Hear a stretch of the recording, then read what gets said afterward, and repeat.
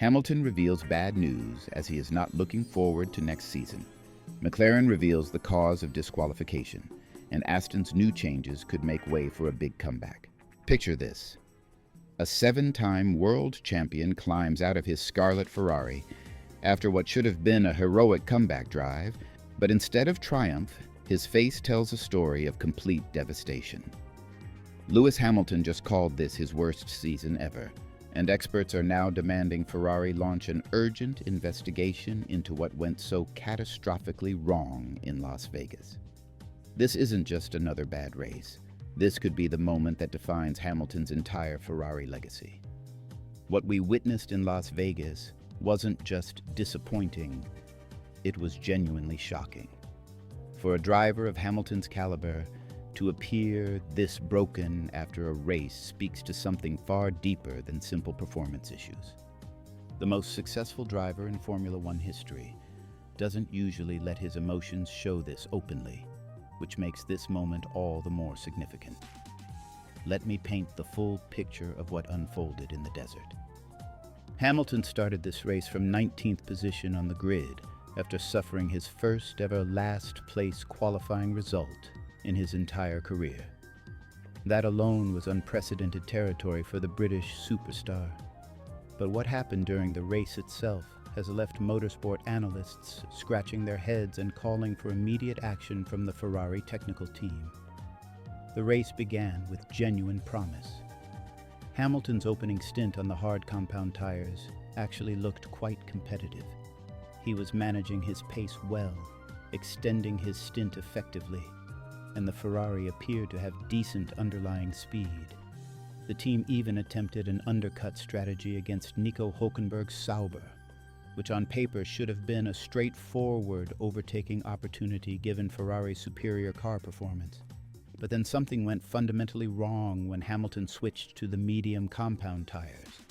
This is where the story takes a dramatic turn that has motorsport experts genuinely concerned.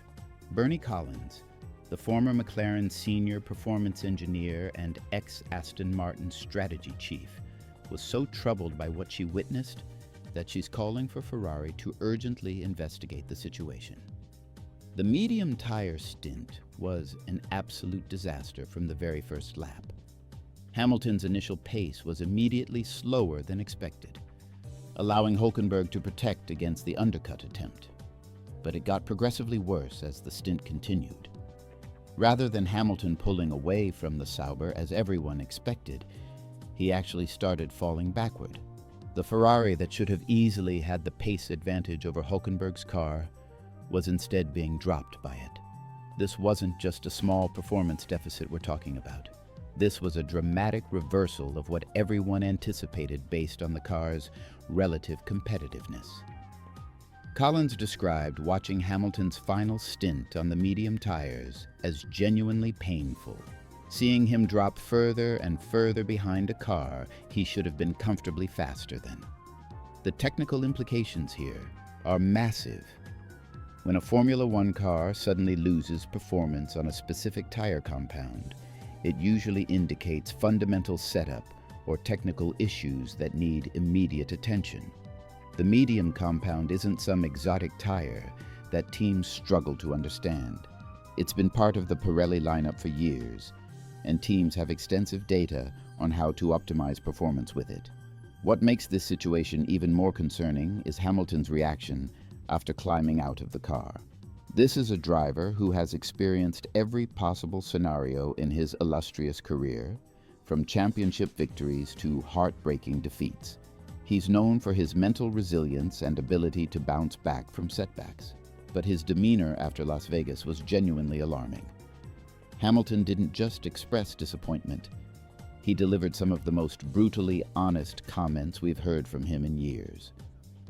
Calling this his worst season ever isn't hyperbole when it comes from someone who has competed at the highest level for nearly 2 decades. His admission to the media that he's not looking forward to next year sent shockwaves through the paddock. Jenson Button, who knows Hamilton better than most, having been his teammate, made a particularly striking observation. Button noted that this was the first time he had actually seen Hamilton seriously deflated throughout what has been an admittedly challenging first season with Ferrari. That's a significant statement from someone who has witnessed Hamilton navigate difficult periods before. The context here is crucial. This isn't Hamilton's first struggle at Ferrari this season. He's previously described his dream move to the Italian team as becoming a nightmare, and there have been multiple instances where he's expressed frustration with the car's performance. But Las Vegas represented a new low point in terms of both performance and emotional impact. What's particularly troubling for Ferrari is the pattern that's emerging. This isn't an isolated incident of poor performance. It's part of a broader trend that suggests fundamental issues with either the car's setup philosophy or Hamilton's adaptation to the Ferrari driving style. The fact that these problems seem to manifest most severely on certain tire compounds adds another layer of complexity to the investigation Ferrari now needs to conduct. The championship implications are also worth considering. With just 2 rounds remaining in the season, Hamilton sits 74 points behind his teammate Charles Leclerc in the drivers' standings. That gap isn't just about individual race results. It represents a fundamental performance differential that Ferrari needs to address if they want to maximize their potential next season. Button's perspective on Hamilton's resilience offers some hope for the future. He emphasized that Hamilton has historically been excellent at bouncing back from difficult races, suggesting that this moment of deflation might not carry forward into subsequent events. However, the severity of Hamilton's reaction in Las Vegas suggests this goes beyond typical race-to-race fluctuations. The timing of this crisis couldn't be more critical for Ferrari. They're in the midst of developing their car for next season, while simultaneously trying to understand why their current package isn't working optimally for Hamilton. The technical investigation that Collins is calling for isn't just about fixing immediate problems. It's about ensuring Ferrari doesn't repeat these issues in future developments. From a technical standpoint, the medium tire mystery represents exactly the kind of problem that can derail a championship campaign. If Ferrari cannot understand why Hamilton lost so much performance on that compound, how can they be confident about their tire strategy and setup approach for crucial races next season? The broader implications extend beyond just one driver's performance. Ferrari's reputation as a team capable of supporting multiple world champions is at stake here. If they cannot provide Hamilton with a competitive package and resolve these fundamental issues, it raises questions about their technical capabilities and internal processes. What happens next will be fascinating to watch. Ferrari's response to this crisis could define not just the remainder of this season, but potentially Hamilton's entire tenure with the team. The urgent investigation Collins is demanding needs to deliver concrete answers and, more importantly, actionable solutions. The Las Vegas debacle has exposed something deeper than just a bad race result. It's revealed potential fundamental issues that could derail Ferrari's championship ambitions if left unresolved. For Hamilton, this represents a crossroads moment. Either Ferrari figures out these problems quickly, or his dream move could indeed become the nightmare he's already described. The clock is ticking, and the pressure is mounting for Ferrari to deliver answers. The Formula One world just witnessed one of the most shocking management moves in recent memory, and it's got everyone asking the same question: what the hell is really going on at Aston Martin? Adrian Newey, the legendary aerodynamics genius who was supposed to be focused on designing championship-winning cars, has just been handed the keys to the entire team as their new team principal. But here's the twist that nobody saw coming. This might all be an elaborate chess move to bring in Christian Horner. Let me break down what just happened, because this story has more layers than a Formula One front wing. Aston Martin just announced that Adrian Newey will be taking over as team principal from Andy Cowell, who's being shuffled sideways into a chief strategy officer role. Now, on the surface, this might seem like a logical move. Give more power to your biggest signing, right? But when you dig deeper, this decision raises more red flags than a safety car period at Monaco. Think about it for a second. Adrian Newey is arguably the greatest car designer in Formula One history. This is the man whose brain has produced some of the most dominant cars we've ever seen on track.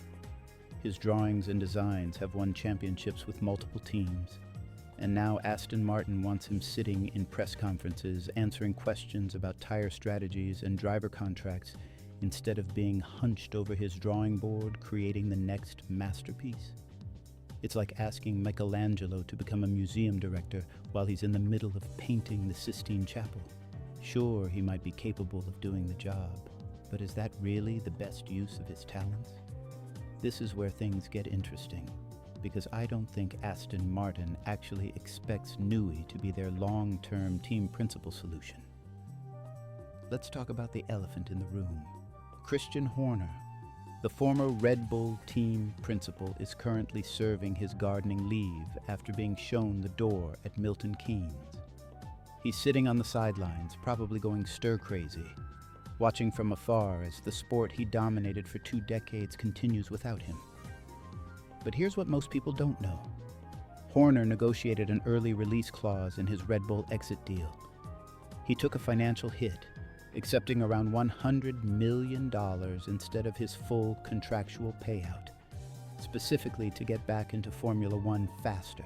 Now, why would someone give up potentially millions of dollars just to return to work earlier? Because he's got his eye on something big, and that something might be wearing Aston Martin green.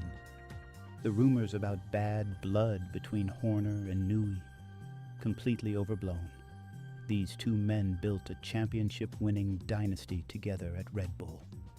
Their friendship isn't just intact, it's stronger than ever. Here's where the puzzle pieces start fitting together. Lawrence Stroll has already shown he's willing to offer equity stakes to attract top talent. That's exactly how he landed Newey. In the first place, for someone like Horner, who spent 20 years as team principal at Red Bull, simply returning to the same job title at a different team might not be enough. He'd want something more, a bigger role, more power, and yes, a piece of the pie. And conveniently, there's now a glaring vacancy at Aston Martin.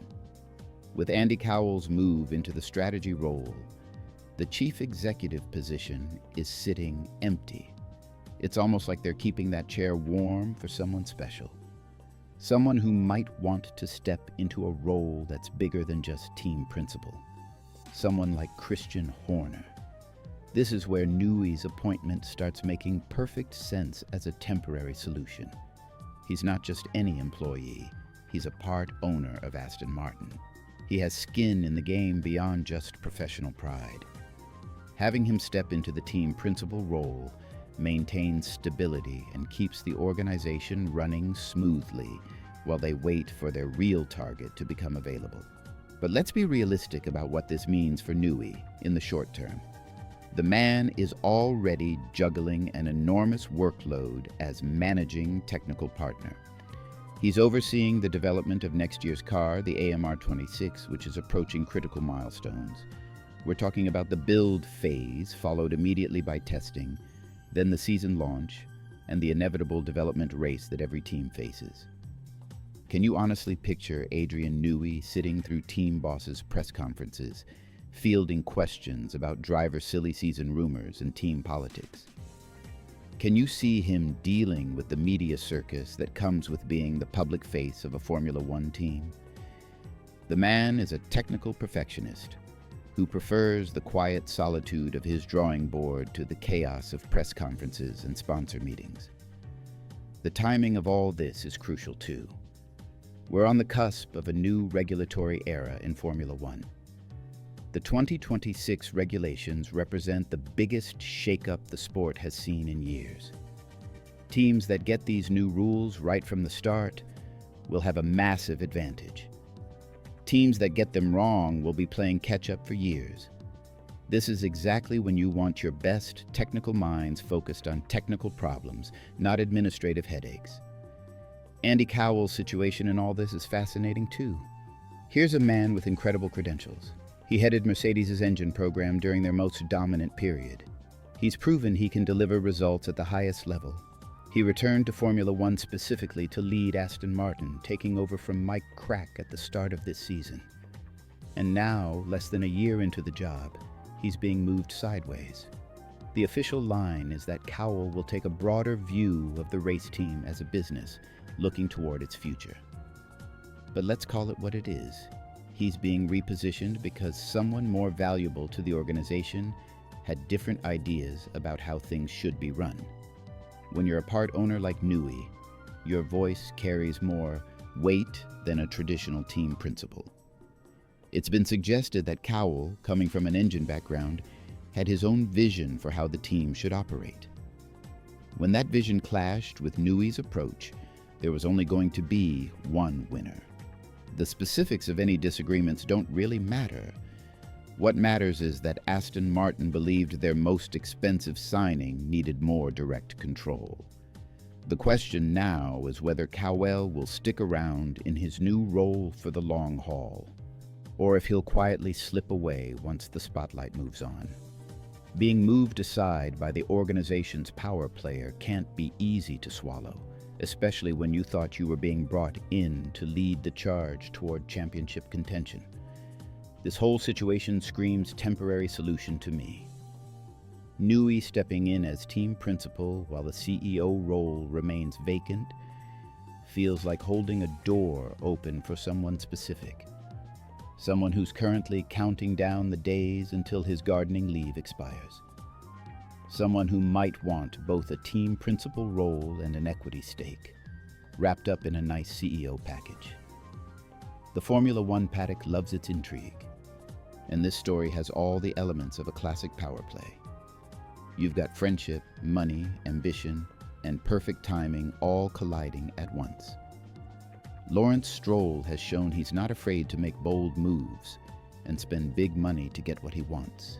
He wants championships, and he knows that requires the best people in the best positions. Horner's track record speaks for itself. 20 years at Red Bull, multiple championships, and the respect of everyone in the paddock. He knows how to build winning teams and navigate the political complexities of modern Formula One. Paired with Newey's technical genius, freed up to focus on what he does best, it could be a formidable combination. The timing works perfectly, too. Horner's gardening leave will expire just as the new regulations kick in for 2026. That's when Aston Martin will need experienced leadership to navigate the challenges of a completely new technical formula. It's when having a proven winner in charge becomes crucial. Of course, this is all speculation at this point. Maybe Newey genuinely wants to expand his role and take on the challenges of team leadership. Maybe Aston Martin sees him as their long-term solution for both technical excellence and operational management. Maybe the CEO position will be filled by someone completely different, or maybe they'll restructure entirely. But the pieces fit too well for this to be coincidence. The vacant CEO role, Newey's temporary fielding appointment, Horner's early release clause, and Lawrence Stroll's willingness to offer equity stakes all point towards something bigger brewing behind the scenes. What we're potentially looking at is a masterclass in Formula One politics and timing. If this plays out as many suspect, Aston Martin will have maneuvered themselves into position to land one of the sport's most successful team principals, while keeping their technical genius happy and focused on what he does best. It's the kind of move that could transform their championship aspirations from hopeful dreams into realistic expectations. The Formula One world will be watching closely to see how this unfolds, because if Horner does end up at Aston Martin with an equity stake and senior leadership role, it could shift the entire power balance in the sport, heading into the new regulatory era. The night was supposed to be perfect for McLaren in Las Vegas. Their drivers had just crossed the finish line in second and fourth place, putting them in a commanding position for the Constructors' Championship. The champagne was ready, the celebrations were about to begin, and then everything went sideways. Both Lando Norris and Oscar Piastri were disqualified from the race for technical violations that nobody saw coming. What happened next would reveal one of the most bizarre stories in recent Formula One history. Picture this scenario for a moment. You've just delivered what you think is a flawless performance under the bright lights of Sin City. Your team is on cloud 9, thinking they've taken another massive step toward securing the title. Then the stewards knock on your door with news that turns your world upside down. This wasn't just any ordinary technical infringement. This was something that caught everyone off guard, including McLaren themselves. The disqualification came down to something called plank wear. Every Formula One car has wooden planks underneath that act as skid blocks, and these planks can only wear down to a certain thickness during a race. The minimum allowed thickness is 9 millimeters, and both McLaren cars had worn their planks beyond this legal limit. For Norris, his front right skid block measured just 8.88 millimeters, while his right rear was 8.93 millimeters. Piastri's situation was even worse, with 3 different measurements falling below the legal threshold. But here's where this story gets really interesting. McLaren didn't deliberately push the boundaries too far in pursuit of performance. They didn't take excessive risks with their setup. They didn't ignore warning signs during practice sessions. What happened to them was something far more unpredictable and frankly more terrifying for any racing team. They fell victim to what the sport calls porpoising, and it happened in a way that their simulations and practice data never predicted.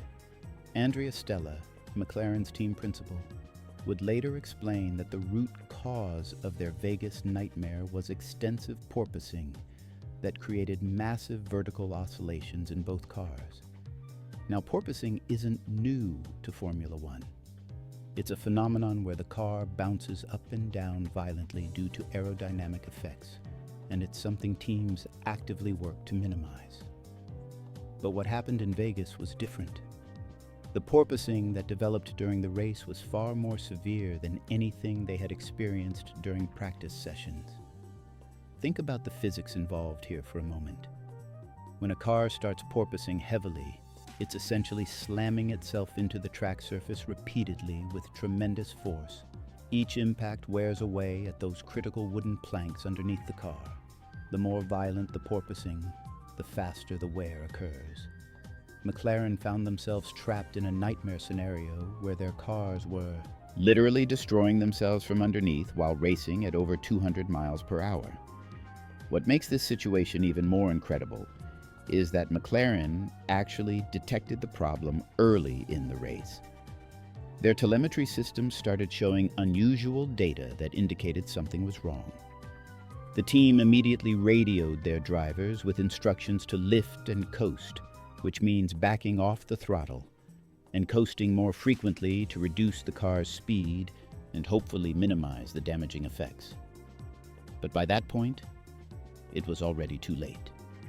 The damage had been done, and both cars would fail the post-race technical inspection. The complexity of this problem becomes clear when you understand how counterintuitive porpoising can be to manage. Stella explained that even when the drivers reduced their speed, which should theoretically increase the car's clearance from the ground and reduce wear, this strategy was only effective on certain parts of the track. On other sections, slowing down actually made the problem worse. Imagine trying to solve a puzzle where the solution keeps changing depending on where you are, and you're traveling at incredible speeds with split-second decision-making required. McLaren had actually taken precautions before the race. They had analyzed all their practice data, run their simulations, and even added safety margins to their setup compared to what they had used during practice sessions. They increased their ride height and gave themselves what they believed was adequate clearance from the ground. On paper, everything looked safe.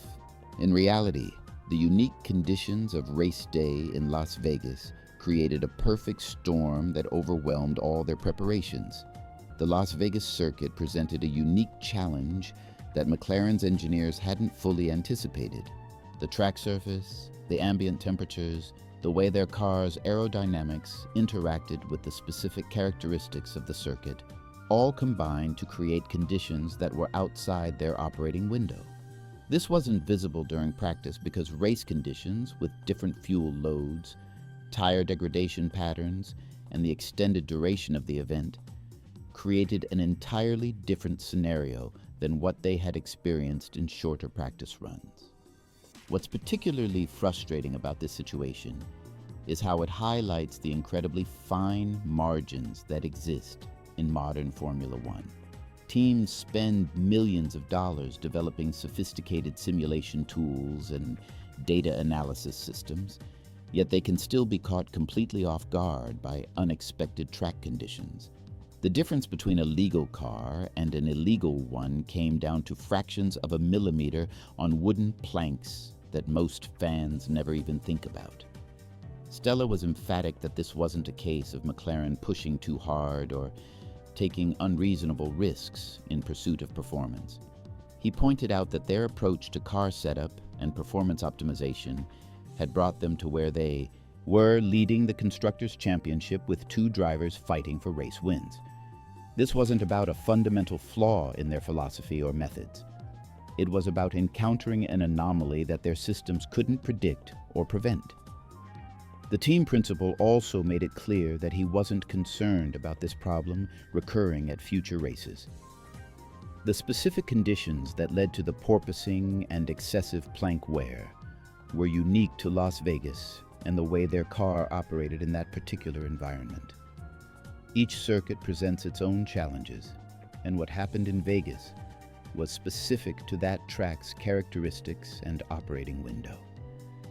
This incident provides a fascinating glimpse into the technical complexity of modern Formula One cars. These machines are so precisely engineered and optimized that they operate within incredibly narrow parameters. When those parameters are exceeded, even slightly, the consequences can be dramatic and immediate. The fact that both McLaren cars experienced the same problem suggests this wasn't a fluke or isolated incident, but rather a systematic issue with how their car package interacted with the specific conditions in Las Vegas. For McLaren, the timing couldn't have been worse. They were fighting for their first Constructors' Championship in years, and losing the points from both drivers in Vegas was a significant blow to their campaign. But Stella remained confident that they could learn from this experience and apply those lessons to improve their understanding of their car's operating envelope. The Las Vegas disqualification serves as a reminder of how unpredictable Formula One can be, even for the most successful teams using the most advanced technology available. Sometimes, despite all the preparation, simulation, and expertise in the world, racing throws you a curveball that nobody could have seen coming. McLaren's double disqualification wasn't the result of poor decision-making or excessive risk-taking. It was the result of encountering conditions that pushed their car beyond its limits in ways that weren't apparent until it was too late. Moving forward, McLaren will undoubtedly incorporate the data and lessons learned from Vegas into their future car setups and operating procedures. While this incident was costly in terms of championship points, it also provided valuable insights into their car's behavior under extreme conditions. In Formula One, sometimes the most painful lessons are also the most educational ones, and McLaren will be better prepared for similar challenges in the future because of what they experienced under the bright lights of Las Vegas. The radio message that sparked the most epic psychological warfare Formula One has seen in years happened at lap 35 of the Las Vegas Grand Prix. McLaren told Lando Norris to go get Max. Little did they know, they had just handed Verstappen the perfect motivation on a silver platter. Picture this: you're leading a race, cruising to what looks like another routine victory, when your race engineer comes on the radio and tells you that your biggest championship rival has just been given the green light to hunt you down. For most drivers, that might create pressure. For Max Verstappen, it was like Christmas morning. The moment McLaren's pit wall transmitted those three little words that would define the entire race, something shifted in the Red Bull garage. Helmut Marko, Red Bull's senior advisor, and a man who has seen decades of racing drama, couldn't contain his amusement. He would later call it the best moment of the entire Grand Prix weekend. But let's rewind to understand how we got to this pivotal moment. The Las Vegas Grand Prix started with both championship contenders on the front row. Norris had secured pole position, giving McLaren the perfect opportunity to control the race from the start. Verstappen lined up right beside him, ready to pounce on any mistake. When the lights went out, Norris made an aggressive move that would set the tone for everything that followed. He cut across Verstappen's line going into turn 1, trying to block any overtaking attempt. It was a bold strategy, but sometimes being too aggressive can backfire spectacularly. Norris overshot the braking zone, missing his mark completely. Verstappen, with the instincts of a championship-winning driver, immediately recognized the opportunity. He swept through the gap that Norris had inadvertently created, taking the lead in one smooth move. George Russell also managed to slip past the struggling McLaren, putting Norris back in third position before the first lap was even complete. According to Marko's analysis, this wasn't just luck or circumstance. Verstappen had deliberately applied pressure that forced Norris into making that critical error. It was a master class in psychological racing, where the mental game proved just as important as pure speed. For the next 34 laps, Verstappen settled into his rhythm, managing the race with the kind of calculated precision that has made him one of the most dominant drivers in modern Formula One history. Meanwhile, Norris was working his way back through the field, eventually getting past Russell to claim second position. This is where the story takes its most interesting turn. McLaren, seeing their driver now in striking distance of the race leader, made the decision that would become the talk of the entire paddock. They instructed Norris to abandon any conservative approach and go directly after Verstappen. The radio message was transmitted to Norris, but it wasn't kept secret. In Formula One, radio, communications are often shared across teams and broadcasters, meaning Verstappen's race engineer could relay McLaren's strategy directly to the championship leader. When Gianpiero Lambiase told Verstappen about McLaren's instruction, the Dutch driver's reaction was immediate and telling. He admitted after the race that the message made him laugh. Rather than creating pressure or concern, it had the opposite effect entirely. The prospect of a direct challenge only motivated him to push harder. Verstappen explained that such aggressive tactics from rivals typically work in reverse for him. Instead of feeling threatened, he becomes more determined to defend his position. The psychological effect was exactly what he needed, even though he claimed he didn't really need additional motivation at that point in the race. Marko's reaction mirrored his driver's amusement. The veteran racing advisor saw the radio message as a gift that played directly into Verstappen's strengths. He described it as the perfect fuel for what would become an incredible display of driving dominance.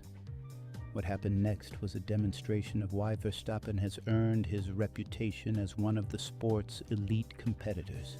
Instead of maintaining his existing pace, he began setting one fastest lap after another.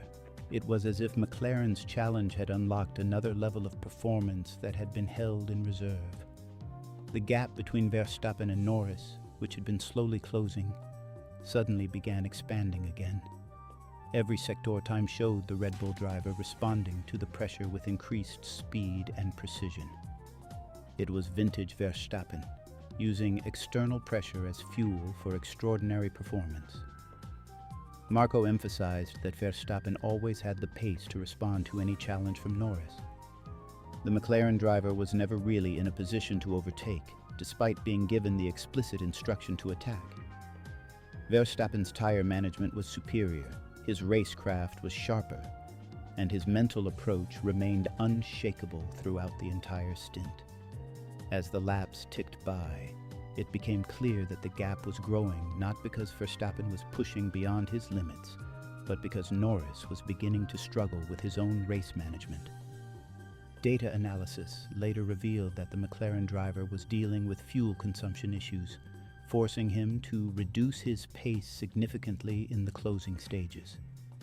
The comfortable victory that Verstappen eventually achieved became even more significant due to post-race developments. Both McLaren cars were disqualified for technical violations related to excessive plank wear, completely changing the championship mathematics in Verstappen's favor. This disqualification meant that Verstappen moved level on points with Oscar Piastri and closed the gap to Norris to just 24 points, with 2 races remaining in the season. What had started as a psychological mind game during the race became a crucial championship moment. Marco's assessment of the entire situation was telling. He observed that Verstappen was genuinely enjoying the challenge and pressure of the championship fight. Rather than being weighed down by expectations, the Dutch driver seemed energized by the competition. The veteran advisor even mentioned his habit of placing friendly wagers within the Red Bull organization, joking that while he won some money on Verstappen's performance, it certainly wasn't as much as the driver's own victory bonus would be. This entire episode perfectly illustrates the psychological complexity of modern Formula One racing. What McLaren intended as an aggressive strategic move instead became the catalyst for their rival's most dominant performance of the race weekend. The Las Vegas Grand Prix proved once again that in Formula One, the mental battle can be just as decisive as pure speed or strategic brilliance. Sometimes the most dangerous thing you can do is tell a champion exactly what you're planning to do to beat them. What happens when one of Formula One's most legendary drivers calls his current season the absolute worst of his career? When Lewis Hamilton dropped those bombshell words after the Las Vegas Grand Prix, the entire motorsport world took notice. But here's the twist that nobody saw coming. Ferrari's team principal Fred Vasseur is pushing back hard against the narrative that 2025 has been a complete catastrophe for the Italian racing giants. Picture this scenario. You're Lewis Hamilton, a 7-time world champion who's used to fighting for victories and championships. Instead, you find yourself trapped in what feels like motorsport purgatory, watching from the sidelines as other drivers celebrate on podiums you once dominated. The frustration is so intense that you publicly declare this the worst season of your entire career. That's exactly where we find ourselves in November 2025, and the drama is absolutely explosive. Let me paint you the full picture of what's been happening behind the scenes at Ferrari this season. The numbers tell a brutal story that would make any racing fan wince. With just 2 races remaining in the championship and a maximum of 101 points still available, Ferrari sits 4th in the Constructors' Championship with 378 points. They're trailing Red Bull by 13 points and Mercedes by a devastating 53 points. The most painful statistic? They have exactly half the points of championship-winning McLaren. But here's where things get really interesting. Ferrari stands as the only team in the top 4 without a single Grand Prix victory this season. Think about that for a moment. This is Ferrari we're talking about, the most successful team in Formula One history. The team that carries the hopes and dreams of millions of passionate fans worldwide, and they haven't managed to win a single race. The situation becomes even more stark when you realize that Hamilton is one of only 2 drivers in those top 4 teams who hasn't even managed to stand on a podium this year. The emotional breaking point came in Las Vegas, where Hamilton's frustration finally boiled over. His exact words were devastating in their simplicity. Terrible. It's been the worst season ever. No matter how much I try, it keeps getting worse. These aren't just the words of a disappointed driver. This is Lewis Hamilton, one of the greatest racers who ever lived, essentially admitting defeat in the most public way possible. Charles Leclerc, Hamilton's teammate, wasn't holding back either. His assessment of Ferrari's qualifying performance was brutally honest and filled with the kind of raw emotion that rarely makes it past the team's media handlers. He labeled their speed as absolutely embarrassing and admitted complete bewilderment at how far off the pace they'd fallen. When both of your star drivers are publicly expressing this level of frustration, you know the situation has reached a critical point. The pressure on the team intensified dramatically when Ferrari President John Elkann launched what can only be described as a public broadside at the Formula One team. This came right after Ferrari's championship success in the World Endurance Championship, creating a stark contrast between their endurance racing triumph and their Formula One struggles. Elkann's declaration that some people at Ferrari are not up to par sent shockwaves through the organization and added another layer of tension to an already explosive situation. This is where Fred Vasseur enters the picture as the voice of defiance against the disaster narrative. The French team principal has been under immense pressure throughout 2025, but he's refusing to accept that the season has been a complete catastrophe. His perspective offers a fascinating counterpoint to the doom and gloom surrounding the team, and his arguments deserve serious consideration. Vasseur's defense starts with a reality check about Ferrari's recent championship position. He points out that just 2 weeks before his comments, Ferrari was actually second in the championship standings. This wasn't ancient history. This was recent enough that fans could still remember when Ferrari looked competitive for a runner-up finish behind McLaren. The team was even ahead of both Mercedes and Red Bull at that point, which puts their current struggles into a different perspective. The turning point that changed everything was the catastrophic double retirement at the Sao Paulo Grand Prix. This single race effectively destroyed Ferrari's championship hopes and serves as a perfect example of how quickly fortunes can change in Formula One. Charles Leclerc was taken out through absolutely no fault of his own, while crash damage forced Hamilton to retire as well. Meanwhile, their championship rivals Mercedes and Red Bull both managed to get cars on the podium, capitalizing on Ferrari's misfortune. Vasseur acknowledges the pain of scoring only 6 or 7 points across 2 crucial weekends, but he maintains this doesn't constitute a complete disaster.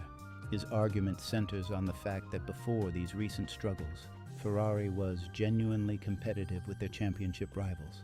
He emphasizes that being ahead of Mercedes and Red Bull for significant portions of the season proves the team's underlying competitiveness. The team principal also provides insight into the mentality that drives success in Formula One.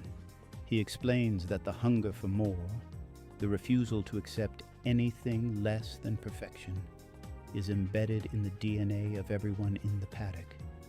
Even Max Verstappen, who's enjoyed incredible success, constantly pushes his team for improvements in Monday morning debriefings.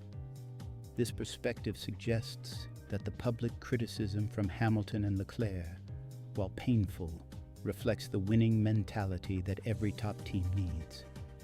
The mathematical reality of Ferrari's situation adds another layer to this story. After the Mexican Grand Prix, Ferrari held second place in the Yeet Cup championship, just a single point ahead of Mercedes. The margins in modern Formula One are so incredibly tight that a few bad results can completely transform the championship picture.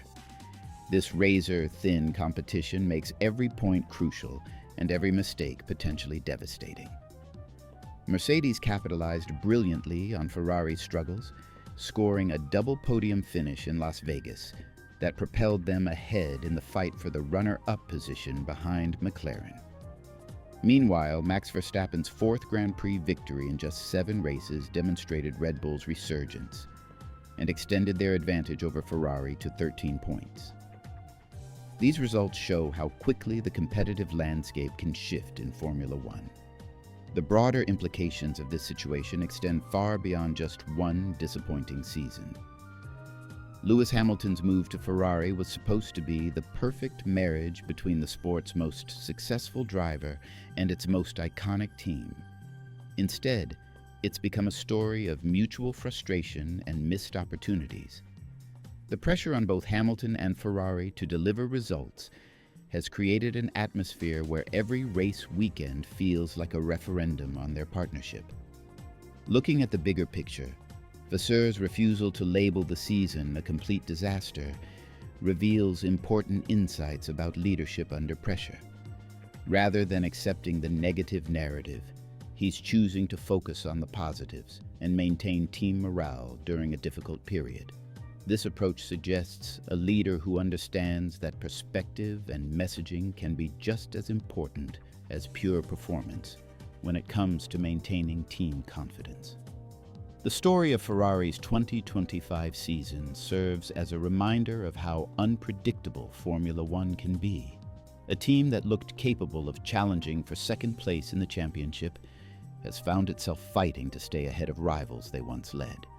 The fine margins between success and failure in modern Formula One mean that a few key moments can define an entire season. As we approach the final races of 2025, the tension between Hamilton's public frustration and Vasseurs' determined optimism creates a fascinating dynamic. Whether Ferrari can salvage something from this season, or whether it will indeed go down as the complete disaster Hamilton described, remains to be seen. What's certain is that the passion and intensity surrounding this legendary team ensures that every development will be scrutinized and debated by fans worldwide. The ultimate question isn't just whether 2025 has been a disaster for Ferrari, but how they respond to adversity and whether they can use this experience to build something stronger for the future. In Formula One, sometimes the most valuable lessons come from the most painful seasons. Picture this. You're an F1 driver pushing 200 miles per hour wheel to wheel with another competitor, fighting for position in a split-second decision that could make or break your championship hopes. Then, hours later, you get hit with a penalty that leaves you scratching your head, wondering what just happened. Sound familiar? Well, Carlos Sainz has had enough, and he's got a revolutionary solution that could change Formula One forever. What's happening right now in Formula One is creating more drama than any Hollywood script could deliver. The current stewarding system is under fire, drivers are frustrated, and the man leading the charge for change is none other than Carlos Sainz himself. But here's the twist nobody saw coming. He's looking to television commentators for the answer. Let me paint you the complete picture of what's unfolding behind the scenes of motorsport's most prestigious championship, and why Sainz's proposal could be the game changer that saves F1 from itself. The Spanish driver, who recently made the high-profile switch from Ferrari to Williams, isn't just any voice in this conversation. He's the director of the Grand Prix Drivers Association, which means when he speaks, the entire grid listens. And boy, does he have something important to say. The current situation has reached a breaking point. Throughout this season, we've witnessed penalty after penalty that left fans, drivers, and even team principals completely bewildered. The guidelines that were supposed to bring clarity have instead created chaos. Every incident gets dissected with mathematical precision, leaving no room for what used to be called racing incidents. Sainz puts it perfectly when he explains how everything has become black and white with no middle ground. Previously, stewards could look at a situation and say, "You know what? That's just hard racing." Now, if there's a tire in front of a mirror by a few centimeters, or positioning that doesn't perfectly match the written guidelines, penalties fly left and right. The breaking point came with Oscar Piastri's controversial penalty in Brazil. That incident prompted Sainz to demand an urgent meeting with the FIA, and he got exactly what he asked for. The timing couldn't be more perfect, with crucial discussions happening ahead of the Qatar Grand Prix. But here's where Sainz's proposal gets absolutely fascinating. Instead of asking for tweaked guidelines or different interpretations of existing rules, he's pointing to 3 former Formula One drivers who work in television and saying, "These guys get it right every single time." Karun Chandhok, Anthony Davidson, and Jolyon Palmer have become the unofficial voices of reason in Formula One. Week after week, they analyze incidents with surgical precision on their respective television programs.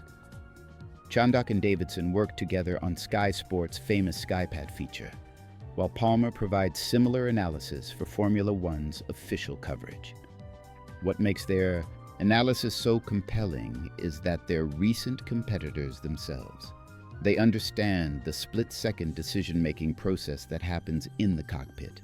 They know what it feels like to be committed to a racing line at 180 miles per hour and suddenly have to react to an unexpected situation.